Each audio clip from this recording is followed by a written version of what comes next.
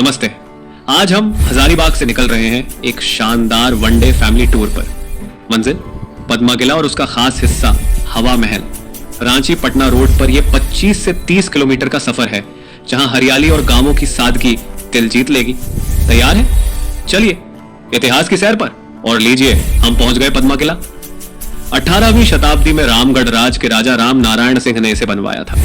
यह किला कभी रामगढ़ राजवंश का गढ़ था, जो ब्रिटिश काल में भी अडिग रहा। आज ये खंडहरों में है, लेकिन इसकी मजबूत लाल बलुआ पत्थर की दीवारें इतिहास की कहानियां बयां करती हैं। पद्मा किला, जिसे पद्मा पैलेस के नाम से भी जाना जाता है, झारखंड के हजारीबाग जिले में पद्मा गांव में स्थित है, जिसमें निर्माण, वास्तुकला, महत्व और वर्तमान स्थिति शामिल है। रामगढ़ राजवंश राजपूत शासकों का था, जिन्होंने इस क्षेत्र पर लगभग 700 वर्षों तक शासन किया।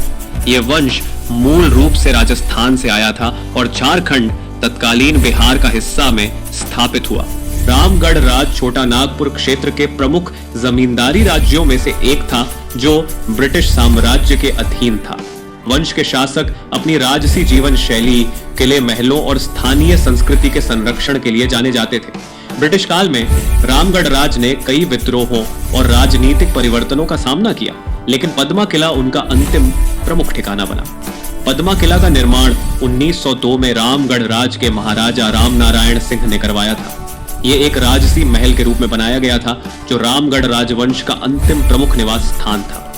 किले के अंदर एक रमणीय उद्यान है, जहां परिवार पिकनिक मना सकता है। साथ ही रामगढ़ राज की फोटो गैलरी है, पुरानी तस्वीरें, राजसी हथियार और शाही जीवन की झलक। बच्चे इसे देखकर राजा रानी की कहानियों में खो जाएंगे। किले की संरचना राजपूत और मुगल शैली का मिश्रण है, जिसके मेहराब और नक्काशी हर कोने में दिखते हैं। आसपास के जंगल इसे और रहस्यमयी बनाते हैं। स्थानीय लोक कथाओं में इसे रामगढ़ राज के वैभव और पतन का प्रतीक माना जाता है। ब्रिटिश काल में राजवंश ने विद्रोहों में भाग लिया और किला उनके संघर्षों का गवाह रहा।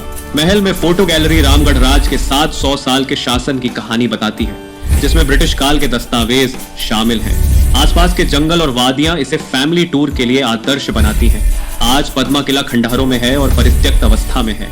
पूर्व राजसी संपत्ति अब पुलिस अकादमी का हिस्सा है, जहां प्रशिक्षण होता है। सरकारी उपेक्षा के कारण कचरा और रखरखाव की कमी की शिकायतें हैं।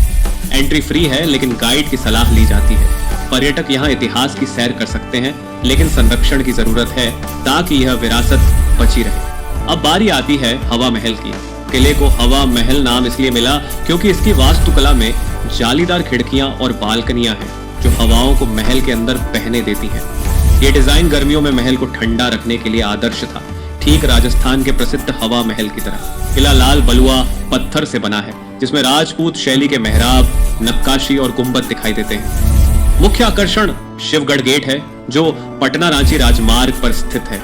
महल की बाउंड्री वॉल नक्काशीदार है, जिसमें छोटे गुंबद और स्तंभ हैं। अंदर एक फोटो गैलरी है, जहां रामगढ़ राजवंश की पुरानी तस्वीरें, राजसी हथियार और इतिहास प्रदर्शित हैं। महल बहुमंजिला है और इसकी जालीदार खिड़कियां राज परिवार की महिलाओं को बाहर की दुनिया देखने की अनुमति देती थी, बिना खुद दिखे। ये पुर्दा प्रथा का हिस्सा था। पद्मा किला और हवा महल का ये टूर इतिहास, प्रकृति और फैमिली बॉन्डिंग का शानदार मेल है। बच्चों को रोमांच, बड़ों को शांति। सूर्यास्त के साथ हम हजारीबाग लौट रहे हैं, ढेर सारी यादों के साथ। आप भी आए इस इतिहास को जी। धन्यवाद।